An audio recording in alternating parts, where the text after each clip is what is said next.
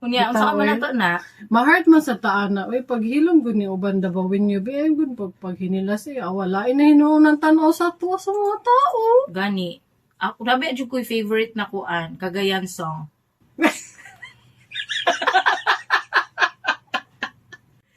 Uy, honest good ha. Katong pandemic, gi-cover na mo na.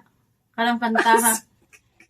Gi-cover niyo. Wala ba rin kakita ato, gi-post na ko. Gi-cover na mo na, oy. Si Keeper gani ang nagkanta, no? People Ayaw, stay tama. Oh. in Cagayan.